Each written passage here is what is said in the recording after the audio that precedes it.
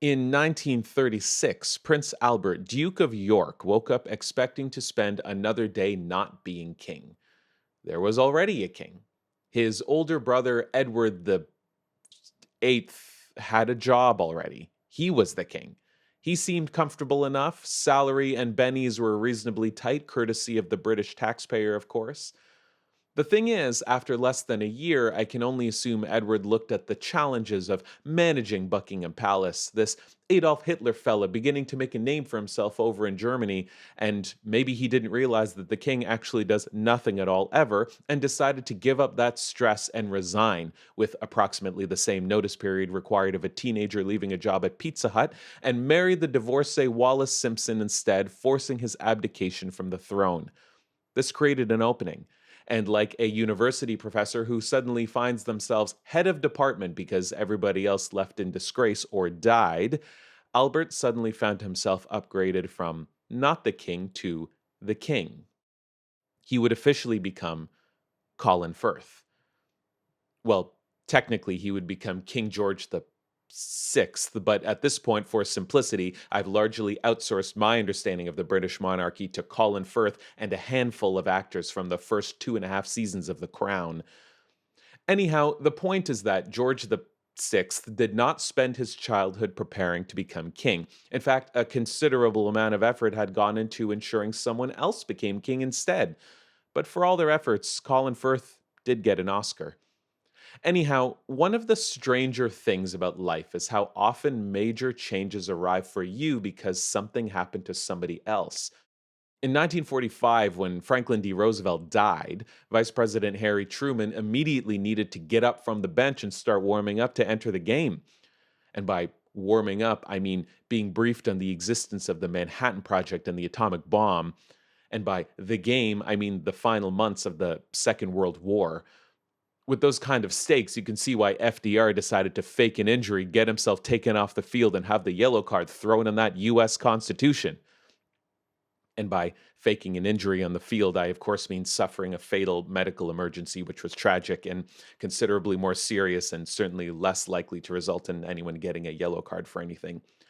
Let's go maybe to the 1970s, where a decision was made that Dick Evans, the brother of The Edge, was no longer a part of U2. At least he got to bring his grievances home to the dinner table. How was band practice with U2, Edge?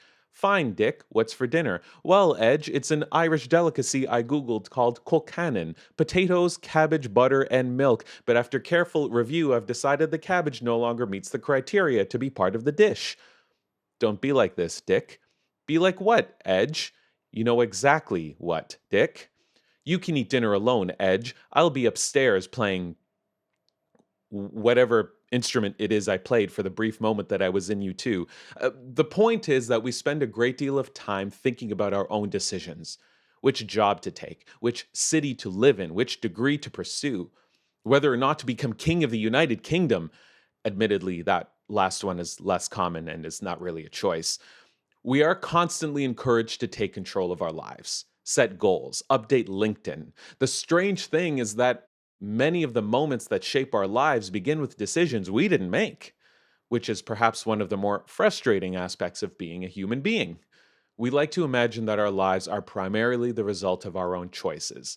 In reality, a surprising amount of life consists of dealing with choices made by other people.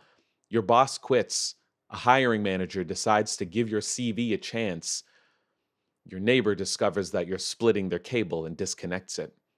Somewhere a decision is made, and whether or not you know it, the consequences are quietly making their way toward you. The trouble is that other people's decisions have a habit of interfering with perfectly reasonable plans. Most of us are making perfectly reasonable decisions with the information available to us. You take a job because it's close to home. You build a routine around that job. You learn the quickest route to work. You discover which coffee shop has good enough and cheap enough snacks that you can use their Wi Fi without feeling pressured to buy more than a brownie. You settle in, is the point. Then your landlord sells your building. And suddenly, a decision made by somebody else you've never met has turned your carefully constructed 10-minute commute into an hour on two different trains, including a change at a station where It has this one particular underpass that has become so consistently unpleasant that local residents have given up on arguing about what to call it. They just call it Toilet Alley now. Nothing was wrong with your original plan. The situation simply changed. Because while we spend a great deal of time making decisions, we spend an equally large amount of time living with decisions made by other people. So the next time your circumstances suddenly change because of a conversation you weren't a part of, a decision you didn't make, or Bono reached a conclusion, remember, it doesn't necessarily mean your plan was bad. You may simply be living in the aftermath of someone else's plan.